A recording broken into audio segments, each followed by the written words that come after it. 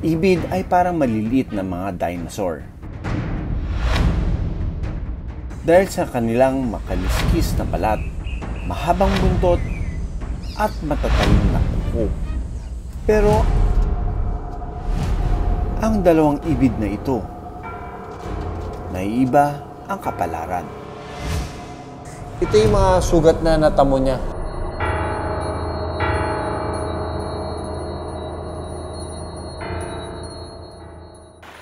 Ang mga ibid sa isang bayan sa Cebu, kinagigiliwan ng mga tao.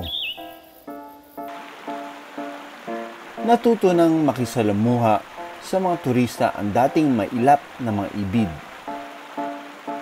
Kanya-kanyang pwesto para mag-relax. Langay dito, paano doon?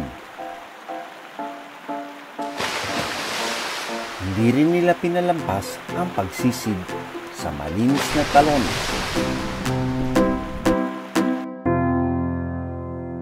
Ang mga ibid ay omnivore. Ibig sabihin, ang kinakain ay karne at halaman.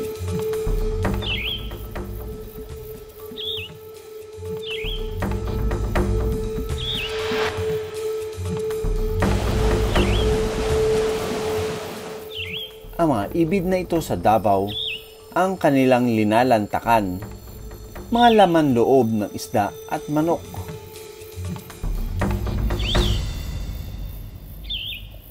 Nakilala ko si Tatay Bob, isang residente na nag-aabot ng mga pagkain sa kanyang mga kapitbahay na mga ibid.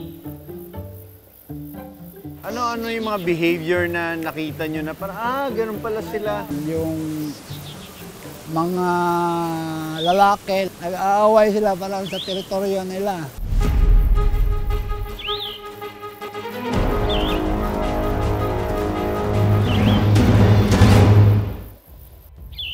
Kahit binibigyan niya ng gulay, prutas at laman loob ang mga ibid, nananatili silang mailap sa mga tao. Hindi rin maikakaila ang kanilang pagiging teritorial. Gaya na lang ng ibid na ito. Hindi siya kumakaway sa iyo at nagpapakyut. Ito ay senyales na ipinapakita niya na siya ang hari sa lugar. Kung may mga ibid na malayang nakakapaglangoy sa kanilang habitat at may mga ibid rin na naghahari-harian sa kanilang lugar,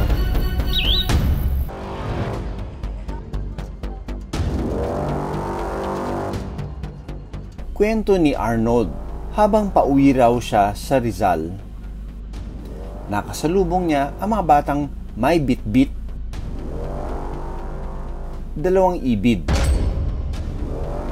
Akala namin bayawak. Nung makita ko po, may palikpik po, ibang klaseng bayawak, kaya po nagkaroon po ako ng interest po. Sabi ko, ay, kunin na lang natin, kawawa naman kasi may sugat na po yung isa dahil sa pagkatali po. And then sabi ko, surrender na lang po natin. Makakabalik pa kaya ang dalawang ito sa kanilang tahanan? So these are the proper handling equipments when you're going to handle reptiles, dahil pwede kang ma-injure dito. Kawawang mga wildlife, na napupunta sila dito sa mga kamay ng tao. Pero look at this beautiful sailfin lizard. Pag tumatama sa araw, biglang bumabalik yung lakas nila kasi ganitong oras talagang nagbabask itong mga sailfin lizards na ito.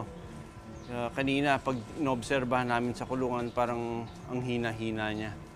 But look at this, maliit man siya, very brilliant yung kulay niya. Maya-maya pa, Uy, putol pala yung kanyang kaliwang paa. Look at that, ang natira, dalawa lang na daliri, na digits. Compared to the right, 5 yung kanyang digits, baka dahil sa pakikipag-away.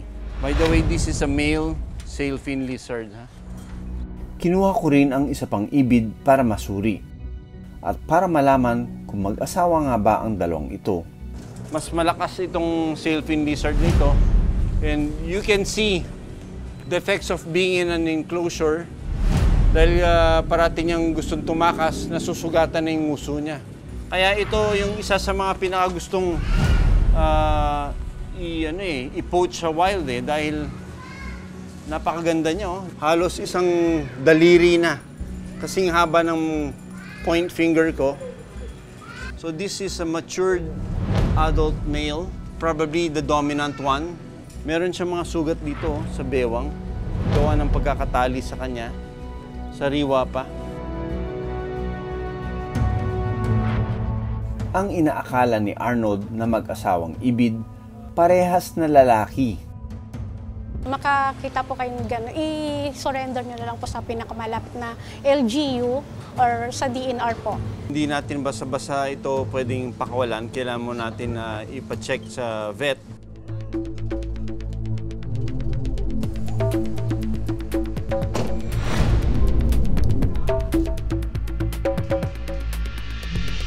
Ito yung mga sugat na natamo niya doon sa enclosure na naabutan natin kila Sir Arnold.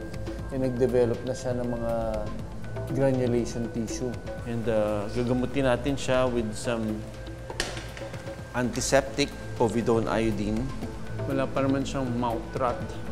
These are more of trauma.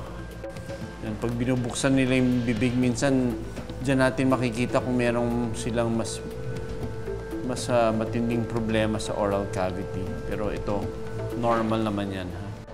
Ang malaking ibid na ito ay may pambihirang laki ng palipik. Itong part na ito, may injury siya. We don't know what happened here. Sa bandang 10 na bali na yung spine niya. Ito yung dahilan kung bakit ang mga sailfin lizards ay kayang tumayo at tumakbo sa tubig dahil meron silang mga extra skin. So baka mamaya may kilya yung takbo niya kasi kulang yung kanyang mga digits. Sa pahintulot ng DNR Rizal, dinala namin sa isang rescue center sa Laguna ang dalawang ibid para ma-rehabilitate. Para sa mga susunod na mga araw, pwede na silang ibalik sa kanilang tahanan. So dito muna sila magpapalakas.